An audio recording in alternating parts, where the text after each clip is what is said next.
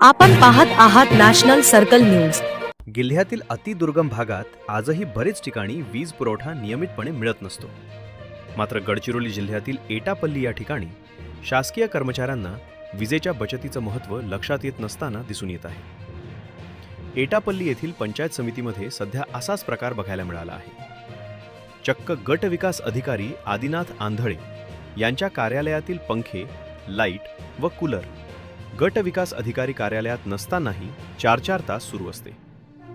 त्यांच्याच पाऊलखुणांवर चालणारे सहाय्यक प्रशासन अधिकारी तुळशीराम मळावी यांच्या दालनात सुद्धा हाच प्रकार सुरू असतो, अशी तक्रार बरेच वेळा आमच्यापर्यंत पोहोचली होती।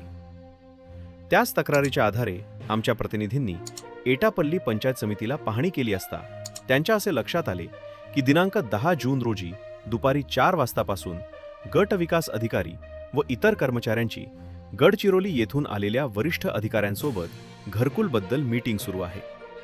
मात्र गट विकास अधिकारी व सहाय्यक गट विकास अधिकारी यांच्या कार्यालयातील लाईट, पंखे, कूलर हे 4 तासापासून सुरूच होते।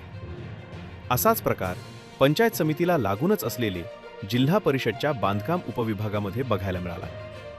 तसेच पंचायत समितीमधील सार्वजनिक शौचालय यामध्ये संपूर्ण घाणीचे साम्राज्य साठले असून साफसफाई कर्मचारी कार्यालयात असतो की नाही यावर सुद्धा प्रश्नचिन्ह निर्माण होत आहे। यावरून हे स्पष्ट होते की अतिदुर्गम भागात असलेल्या एटापल्लीमध्ये वरिष्ठांचे लक्ष तर नाहीच, मात्र कार्यालयातील जिम्मेदार व्यक्तींचे पण या सर्व बाबींवर जाणीवपूर्वक दुर्लक्ष दिसून येत आहे। आता यावर वरिष्ठ अधिकारी काही कार्यवाही करते की नाही हे मात्र पाहण्यासारखे आहे। जर तुम्ही हे बातमी इंस्टाग्राम, फेसबुक व यूट्यूबला बघत असाल तर चॅनलला फॉलो वर सबस्क्राईब करायला विसरू नका।